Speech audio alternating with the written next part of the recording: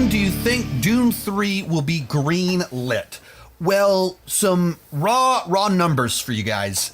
So the first Dune had a Rotten Tomatoes critic score of about 80%. This one is running in that 94, 95%. So 15% increase Rotten Tomatoes critic score from the first film. And when you're starting at 80%, that's like critics think this one is significantly better. This movie got an A cinema score. That is very good. Very few movies get an A plus. Ordinary Angels got one last week, but that's like for a niche audience that they know their audience of women that want, grandmas that want tear jerkers. It was something like Dune that's big spectacle. It's long, it's a little slower, it's dense. Getting an A, that means they made a movie that the fans really, really like. Like they did it right. The Rotten Tomatoes audience score on the first movie about 90%. This one's about 95%. So 5% when it was already at 90% increase. That's a big deal. That's a big bump. You can't bump too much more than that. And then on the financials, first movie opening 3 days at 40 million. This one is looking to open in 75 to 80 million here in the US. Now the first movie opened during COVID era, pre No Way Home. So 40 million was really good at the time. It was day and date release on HBO Max. So that's tough to compare the numbers side by side, but you put out your sequel. Critics think it's significantly better. Audiences think it's significantly better. The people that went opening day went, that was great. That's what we want. That's really good. And then box office, you almost always knew it was going to do better because of the COVID hindrance of the first film, but it's about double just here in the US, and the global numbers are also great.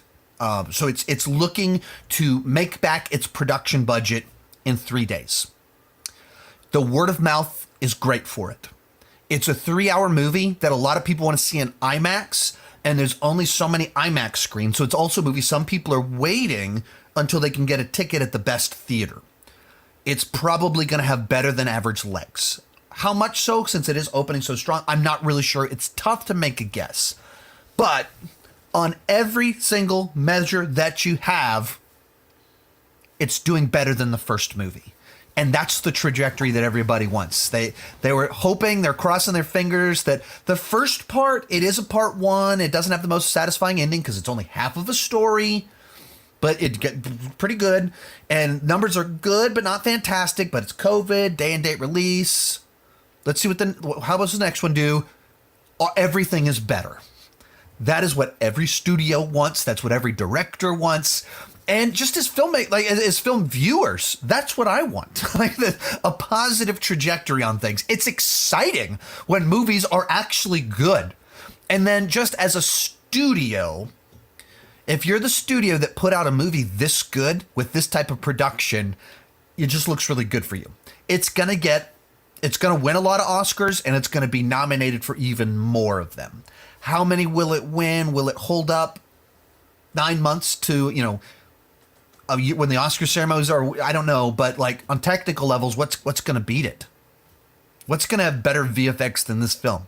How do you have better VFX from this film that are tons of VFX, flawless VFX?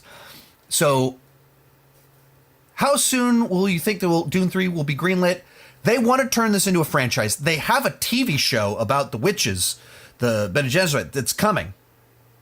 It's already shot. They want to make it a franchise. All of these numbers gave them exactly what they wanted. The holdup is that Denis Villeneuve has openly stated Dune 3, or Dune Messiah, will not be his next film. If you're Warner Brothers, you want him to make part 3. This guy pulled it off. Everybody loves this guy. They want to work with him. They want to do their best work. And then us as viewers, we love what he's doing. But he's not James Cameron. James Cameron wants to go to Pandora, and he doesn't want to be stuck on Arrakis. Fair enough. Gotcha. I don't want you to be stuck there either. So he has other things he wants to. I think he said he has 4 other projects in the works. That doesn't mean he's directing all of them. That doesn't mean we're not getting Dune Part 3 until, 2035. But if they're waiting to officially greenlight it until Denny signs on and says, it's my next one, it'll be a little bit before it happens. But they might just say, we're doing it. We want him back. We're going to let him do these 2 movies in between. My understanding is that the book Dune Messiah takes place over 10 years later. And so that like the kids are starting to grow up and things like that. It's down the road a little bit. So there's even a benefit to there being a gap there. But Warner Brothers, they want to strike while the iron is hot. So I'm curious if perhaps maybe Dune Messiah, Dune Part 3 isn't greenlit or announced immediately, or it's down the road for a while. I wonder if they'll like do a prequel thing or a spin-off thing besides the Bene Gesserit thing. But I would assume we will very soon be hearing positive buzz surrounding this. Like this is a moment for Denis Villeneuve. The cinephiles have known he's on a level for a while, and then Blade 2049 came out. And everyone was like, it's great, but it's just not accessible enough for broad enough people. And then Dune came out, and it was at the wrong time, and it's half of the story. And then this is the moment where I think he pops and he goes to that next level of fame to where more average Joes know who this guy is. Most of these clips are pulled from my Patreon live streams. I do about 6 live streams every single month. For $2 per month, $20 per year, you can get access to all the exclusive videos and live streams. For $5 per month, you get your name on my end card. At the top tier, you get a 30-minute video chat with me each month. The link down below in the description has more information.